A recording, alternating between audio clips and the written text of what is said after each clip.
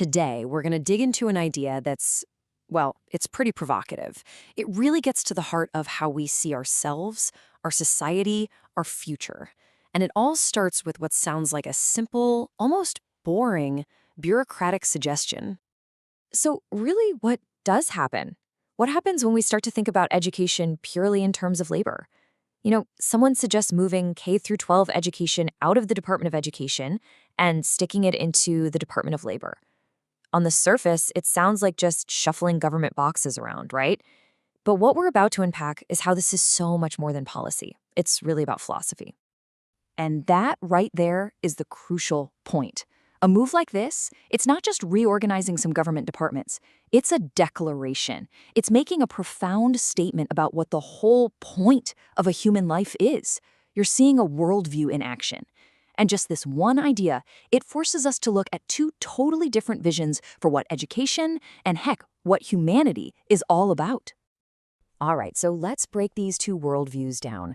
They're really competing with each other. On one side, you've got a vision of pure utility, and on the other, a vision of, well, a much broader humanity. And the choice between them? It shapes absolutely everything. Okay, first up is what we're calling the labor worldview. And in this way of thinking, the huge, expansive purpose of education gets shrunk down, collapsed into just one single goal, being useful to the workforce. That's it. Everything gets measured by its value to the job market. So how does this actually play out in the real world? Well, it all starts with how you see a child. In this labor worldview, a kid isn't really seen as a whole human being from day one. Instead, they're basically a future worker. Their potential is defined almost entirely by their future economic output. And, okay, if a child is just a future worker, then what does education become? It's a logical next step, right? It becomes workforce conditioning. The goal isn't really about widening their horizons with things like philosophy or art. Nope, it's about training them for a very specific role in the economy. So where does this all lead? What's the ultimate result? Well, the very source of what we consider a meaningful life completely changes. In a system that's all about labor, meaning comes from production, what you make, what you contribute to the economy. The other side of the coin is a life where meaning comes from stuff like your identity, your conscience, and your ability to feel empathy. Which, of course, brings us to a really critical question. What's the cost of this utility-first model? I mean, what do we actually lose when the one and only goal is to prepare people for a job? Because the other vision for education is, well, it's profoundly different. In this world, school is the main place where a young person gets to really grapple with big, messy, complex ideas for the very first time. It's where they encounter difference, where they explore culture, where they get to engage with philosophy. This is where a conscience is actually built. And this raises such a critical point. Look, you can train a worker. That's doable. But you can't just train someone to be an innovator, or a visionary, or a true leader.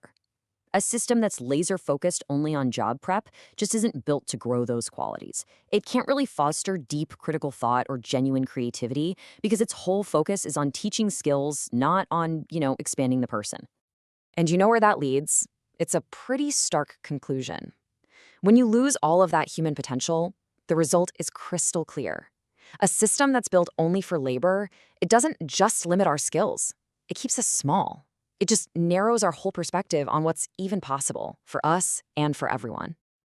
So the stakes are laid out perfectly right here. You've got one path that keeps us contained, defined by our job, and then you have the other path, which is all about growth, expansion, and, well, becoming more fully human. In all of this, it's building to a final, really powerful way of reframing what education is for. What's its fundamental purpose? It's not about manufacturing something. It's about something much more organic and much more profound. Think about this quote. Education is not the manufacturing of a worker. It is the unfolding of a person.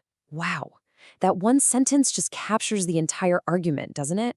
It frames learning as this deeply personal journey of discovery and growth, not some kind of assembly line process. So that leaves us with this final question. If education is what allows us to grow, and if all the innovators and visionaries we need come from that very growth, what happens when we shrink it? By reducing education down to just labor, are we, maybe without even realizing it, shrinking the horizon of our own future? That's the thought I really want to leave you with today.